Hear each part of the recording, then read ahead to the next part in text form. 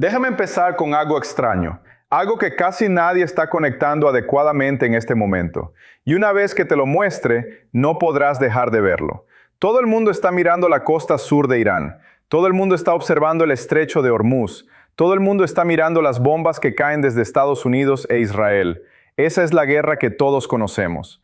Pero hace 3 días, al otro lado de Irán, en la costa norte, ocurrió algo que podría abrir un segundo frente en una dirección completamente diferente, contra un país completamente distinto, un país que no tiene ningún historial de guerra con Irán. Ese país es Ucrania. Y lo que pasó allí en las últimas 72 horas podría terminar importando más que cualquier otra cosa que esté sucediendo en el Golfo Pérsico en este preciso instante. Así que este es el plan para hoy. Primero te voy a guiar exactamente por lo que sucedió en el Mar Caspio con las fuentes para que puedas verificar cada afirmación por ti mismo. Luego te mostraré el mecanismo oculto que conecta este ataque con la guerra más grande que Irán ya está librando. Después de eso te daré el argumento más fuerte de por qué esto supuestamente no es para tanto. Y luego voy a destrozar ese argumento pieza por pieza. Y al final te daré 3 predicciones específicas sobre lo que va a pasar después, con señales exactas que podrás vigilar por ti mismo, para que puedas regresar más tarde y comprobar si tenía razón o si estaba equivocado. Ese es el trato. Pero primero, volvamos a la mañana del sábado. Temprano el sábado, las fuerzas ucranianas lanzaron una serie de ataques con drones de largo alcance en lo más profundo del Mar Caspio. Esto no está cerca de Ucrania. Esto no está cerca de la guerra que Ucrania está librando contra Rusia en el sentido normal. El Mar Caspio es el lago más grande de la Tierra, ubicado entre Rusia, Irán, Kazajistán, Turkmenistán y Azerbaiyán. Para que los drones de Ucrania alcanzaran objetivos allí, tuvieron que recorrer una distancia enorme, más lejos que casi cualquier cosa que Ucrania haya golpeado antes. Solo eso ya debería decirte algo sobre hasta dónde ha crecido el alcance de Kiev. El presidente Volodymyr Zelensky publicó en las redes sociales que Ucrania logró lo que calificó de resultados muy fuertes. Sus palabras exactas fueron que las fuerzas ucranianas golpearon embarcaciones utilizadas para transportar carga militar vinculada a Irán, junto con un buque de guerra, que más tarde el Servicio de Seguridad de Ucrania confirmó que era un barco misilístico ruso. El Servicio de Inteligencia de Ucrania, el SBU, dio más detalles. Dijeron que sus fuerzas golpearon la plataforma petrolera Filanovsky, operada por la empresa energética rusa Lukoil, y 2 buques de carga llamados Port Olia 2 y Begi. Según la inteligencia ucraniana, estos 2 barcos se estaban utilizando activamente para mover carga militar entre Rusia e Irán. Ahora aquí es donde la historia se divide en 2 versiones completamente diferentes, y esto es importante, porque así es exactamente como funciona la guerra de información. La versión de Irán es muy distinta. El Ministerio de Asuntos Exteriores de Irán dijo que el buque alcanzado era un barco puramente comercial que transportaba un cargamento de hierro, nada militar en absoluto. Según Irán, el ataque causó una explosión a bordo que mató a un marinero e hirió a otros. Algunos informes dicen que un herido, otros dicen que 3. Irán convocó al encargado de negocios de Ucrania en Teherán, a su Ministerio de Asuntos Exteriores, y protestó formalmente por lo que calificaron de un acto hostil y criminal. Su declaración decía que esto viola el artículo 2, sección 4 de la Carta de las Naciones Unidas, la parte que prohíbe el uso de la fuerza contra la integridad territorial de otro país. También dijeron algo que necesitas recordar. Dijeron que Irán nunca ha intervenido en el conflicto entre Rusia y Ucrania.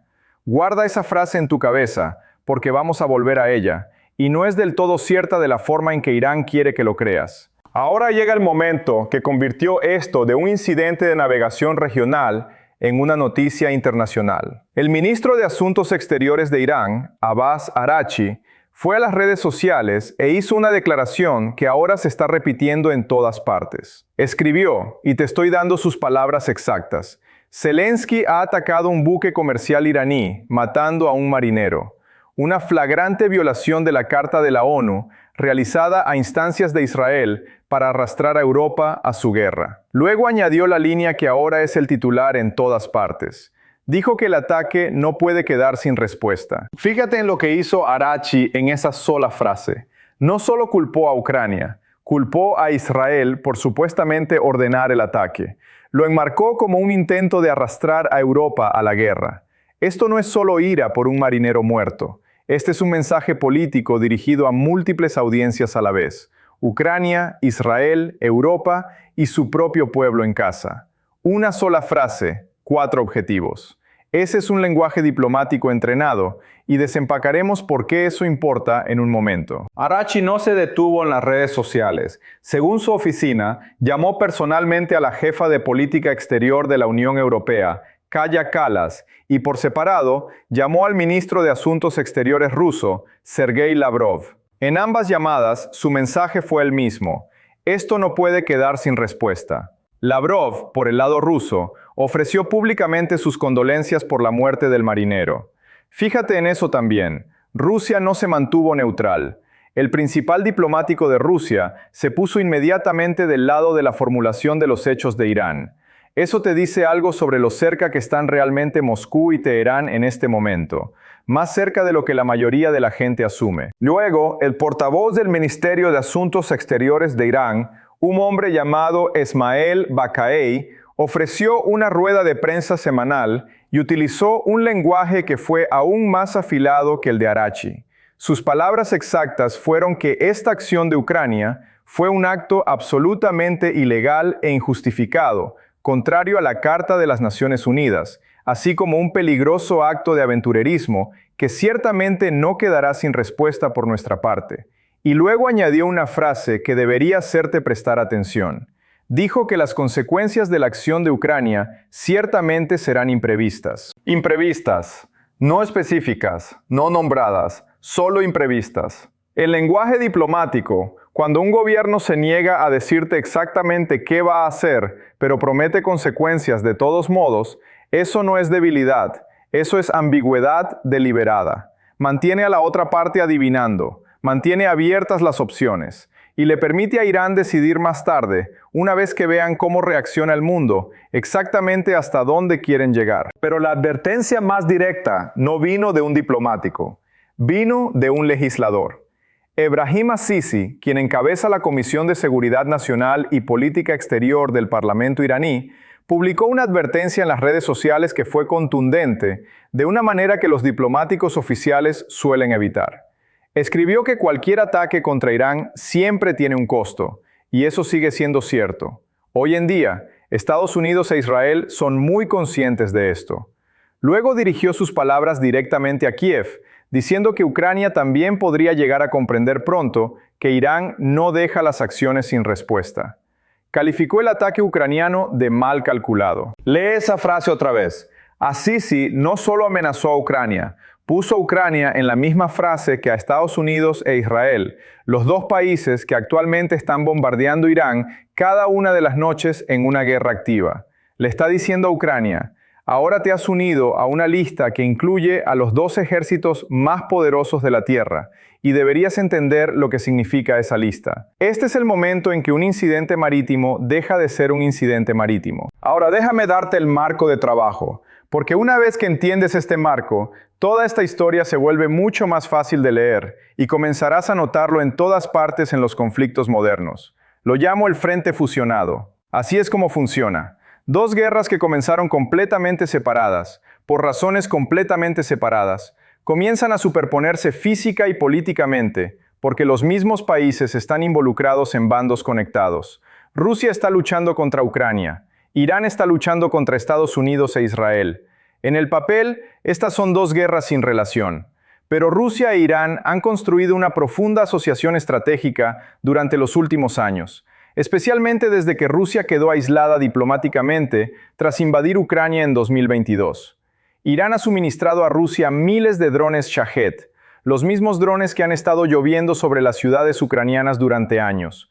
Ucrania nunca ha olvidado eso. Y ahora Ucrania está acusando a Irán de algo aún más profundo, que Irán ha estado ayudando a Rusia a espiar a los estados del Golfo y a las bases militares estadounidenses allí. Zelensky dijo esto directamente. Su acusación exacta fue que desde principios de julio, Ucrania ha registrado una vigilancia satelital rusa activa sobre los estados del Golfo y las instalaciones militares estadounidenses ubicadas allí. y que estas imágenes de satélite aparecían más tarde dentro de Irán. Si esa acusación es cierta, significa que Rusia no es solo el socio comercial de Irán. Rusia está funcionando como los ojos de Irán en el cielo contra el ejército de los Estados Unidos, exactamente al mismo tiempo que Estados Unidos está bombardeando Irán todas las noches. Eso no es un detalle secundario. Ese es el tejido conectivo que convierte dos guerras separadas en una sola guerra superpuesta. Así que cuando Ucrania golpeó un buque de guerra ruso y embarcaciones de carga vinculadas a Irán en el Mar Caspio, Ucrania no estaba eligiendo un objetivo al azar. Ucrania estaba golpeando la cadena de suministro que conecta la guerra de Irán y la guerra de Rusia juntas en un solo ataque. Ese es el frente fusionado. Dos guerras, una línea de suministro, un ataque. Y aquí está la parte que casi nadie está explicando adecuadamente. ¿Por qué el Mar Caspio importa de repente tanto? Porque la costa sur de Irán se encuentra actualmente bajo un bloqueo parcial. El estrecho de Hormuz, el Golfo Pérsico, el Golfo de Omán, todo eso está bajo una presión intensa en este momento debido a la guerra activa con Estados Unidos e Israel. Irán no puede mover mercancías libremente a través de sus puertos del sur de la forma en que lo haría normalmente. Por eso, Irán se ha apoyado cada vez más en su ruta del norte, a través del Mar Caspio, para mantener el comercio en marcha con Rusia, con Asia Central y más allá hacia China. Un analista, Bijan Kajepur, que estudia la economía iraní, dijo que la ruta del Caspio podría convertirse en parte de lo que llamó una estrategia comercial diversificada para Irán, especialmente a medida que las rutas comerciales hacia Rusia, el Cáucaso, Asia Central y China, e indirectamente Europa del Este, se vuelven más importantes. En lenguaje sencillo, el sur se está cerrando, por lo que el norte tuvo que abrirse. Y ahora el norte tampoco es seguro. Ucrania acaba de demostrar que puede llegar hasta ese lago, a miles de kilómetros de la línea del frente, y golpear un objetivo allí. Irán construyó su ruta de escape a través del Mar Caspio porque la puerta principal estaba bloqueada. Ucrania acaba de mostrarle a Irán que la puerta trasera tampoco tiene cerrojo. Ahora, hagamos la mejor defensa del otro bando. Demos la versión más sólida del argumento de que esto es en realidad una historia pequeña a la que se le está dando una importancia exagerada. Aquí está ese argumento. Ucrania no atacó a Irán directamente. Ucrania atacó un buque de guerra ruso y embarcaciones conectadas con la logística militar rusa. El propio Irán ha dicho repetidamente, de forma oficial, que nunca ha intervenido en la guerra entre Rusia y Ucrania. Si eso es cierto, entonces Irán era simplemente un espectador desafortunado, un barco comercial atrapado en un ataque dirigido a Rusia, no a Irán. Bajo esta lectura, la airada declaración de Araghchi es solo una indignación diplomática normal tras la muerte de un civil, el tipo de respuesta que da cualquier país, y no saldrá nada más de ello, porque Irán no tiene ningún interés en abrir un segundo frente de guerra, mientras ya está luchando por su supervivencia contra Estados Unidos e Israel. Irán está al límite de sus fuerzas, sus defensas aéreas están dañadas, su economía ya sufre una inflación del 90%, según su propio presidente. Un país en esa posición no va a buscar un nuevo enemigo. Ese argumento es coherente. Partes de él son completamente razonables. Pero esto es lo que no puede explicar. Primero, si Irán realmente cree que fue solo un espectador accidental, ¿por qué el ministro de Asuntos Exteriores llamó personalmente a la Unión Europea y a Rusia en cuestión de horas, utilizando un lenguaje tan contundente como flagrante violación de la Carta, y no puede quedar sin respuesta? Los gobiernos no gastan capital diplomático de alto nivel en accidentes a los que planean restar importancia. Segundo, si esto se tratara realmente solo de un objetivo ruso, ¿por qué el propio aparato de inteligencia militar de Irán trata cada ataque de la misma manera, sin importar a quién se dirija? Irán tiene un historial documentado de describir cualquier ataque contra sus intereses, en cualquier lugar, como algo que requiere represalias. Este es el mismo patrón de lenguaje utilizado tras los ataques vinculados a la guerra actual con Estados Unidos e Israel. La maquinaria no distingue entre un golpe directo y un golpe conectado. Una vez que se derrama sangre iraní, la exigencia política de responder se activa independientemente de quién apretó técnicamente el gatillo. Tercero, y este es el punto que realmente rompe la teoría del espectador, El propio gobierno de Ucrania dice que los barcos alcanzados estaban transportando específicamente carga militar entre Rusia e Irán. Si eso es cierto, entonces esto nunca fue un error aleatorio. La inteligencia ucraniana había estado rastreando esos dos barcos, el Port Olia 2 y el Begi, específicamente debido a su papel en la cadena de suministro militar entre Irán y Rusia. Eso no son daños colaterales. Eso es Ucrania cortando deliberadamente una línea de suministro que casualmente pasa directamente a través de la navegación comercial del propio Irán. Cuarto, el momento. Este ataque no ocurrió de forma aislada. Sucedió mientras Irán ya está absorbiendo 11 noches consecutivas de bombardeos estadounidenses e israelíes, mientras sus vías marítimas del sur ya están asfixiadas, mientras su economía ya se está resquebrajando bajo las sanciones y la inflación. Un país bajo tanta presión no tiene el lujo de tratar un nuevo ataque como algo menor, incluso si quisiera, porque en casa, cualquier gobierno que parezca débil ante ataques repetidos comienza a perder legitimidad ante su propia población. Irán no puede permitirse parecer un país que deja que cualquiera lo golpee sin consecuencias.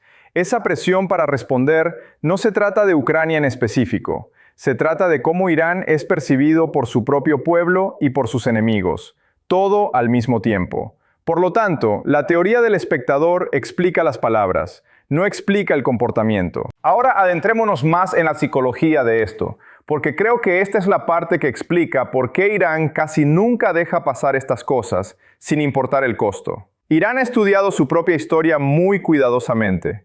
Vio al libio Gaddafi renunciar a su programa de armas en 2003 tras un acuerdo con Occidente, solo para ser derrocado con el apoyo de la OTAN en 2011. Vio a su principal general, Qasem Soleimani, ser asesinado por un ataque con drones estadounidenses en Bagdad en enero de 2020, en un momento de paz relativa, no de guerra abierta. Vio lo de Irak, vio lo de Afganistán. De todo eso, Irán extrajo una sola lección.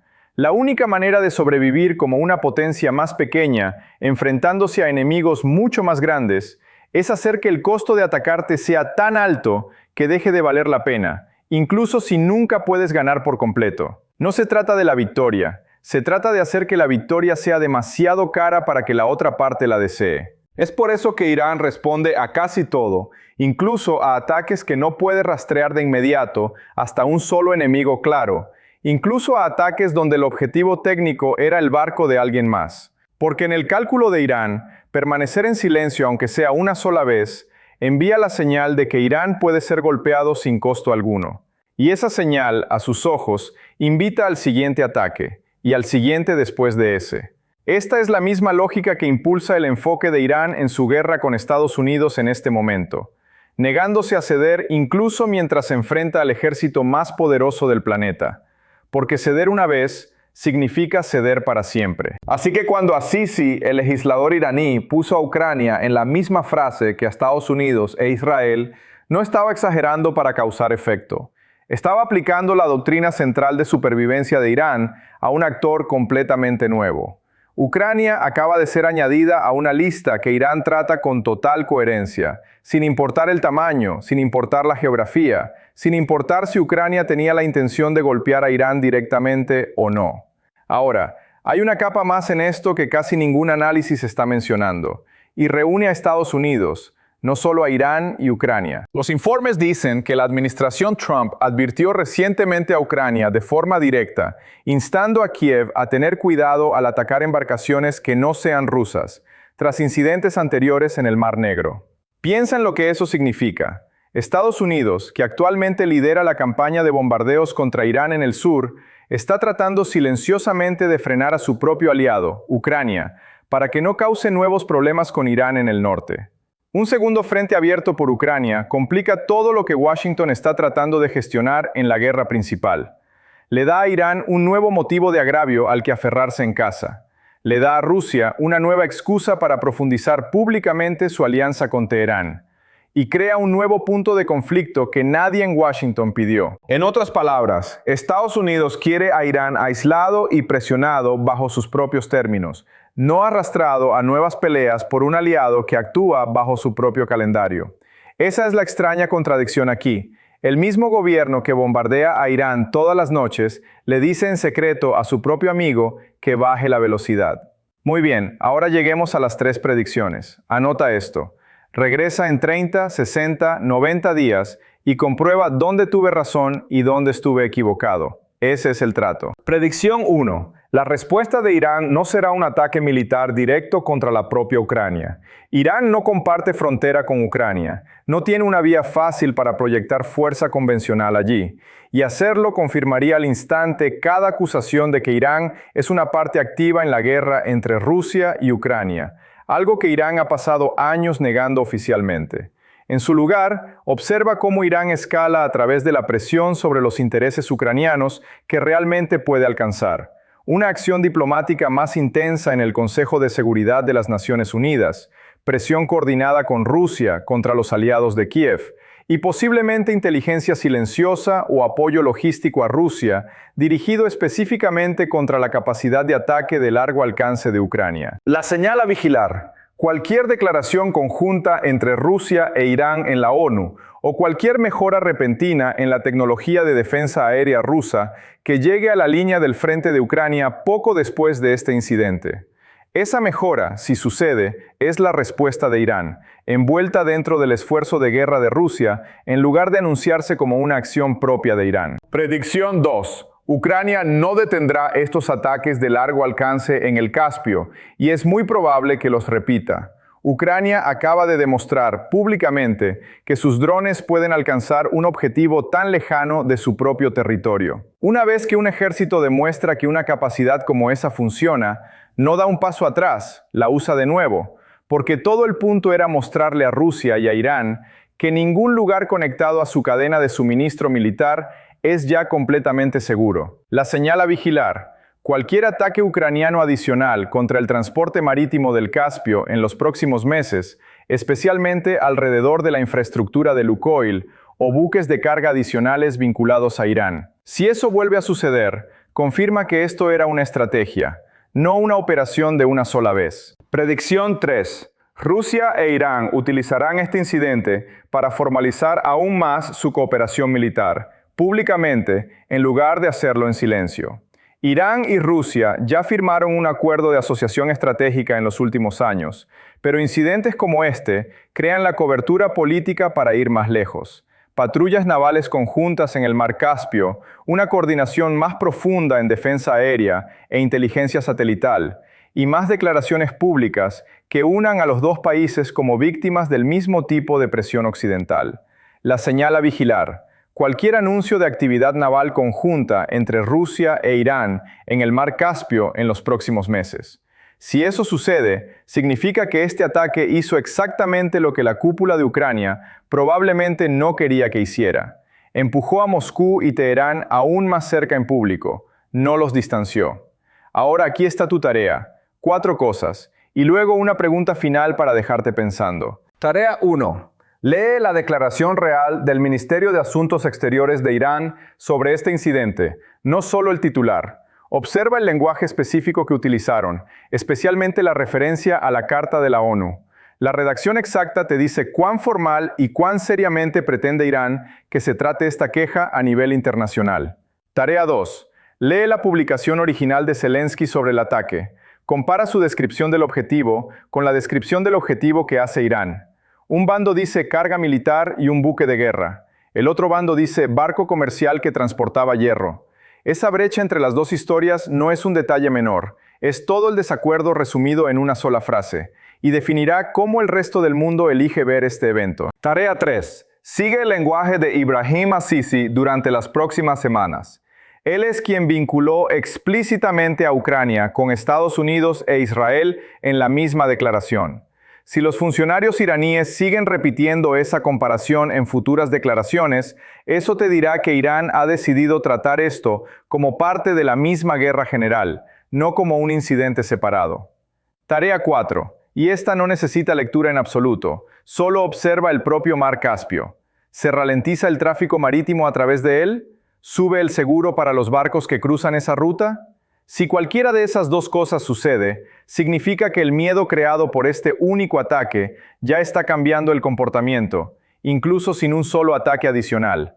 Así es a menudo como sabes que una amenaza se tomó en serio, no por las palabras que la siguen, sino por los cambios silenciosos en el comportamiento que nadie anuncia públicamente. Así que aquí está la verdadera pregunta con la que quiero dejarte. No si Ucrania tenía razón o estaba equivocada al golpear ese barco. No si la ira de Irán está justificada o exagerada. La verdadera pregunta es esta. ¿Cuántas guerras separadas pueden fusionarse en silencio en un solo conflicto antes de que el mundo entero se dé cuenta de que sucedió? Rusia y Ucrania, Estados Unidos e Israel contra Irán, y ahora un lago en medio de la nada que conecta a ambos al mismo tiempo. Nadie planeó esta convergencia en un mapa. Sucedió porque las cadenas de suministro, las alianzas y los enemigos compartidos eventualmente arrastran conflictos separados al mismo espacio, lo quiera alguien o no. Piensa en eso. Nos vemos en el próximo.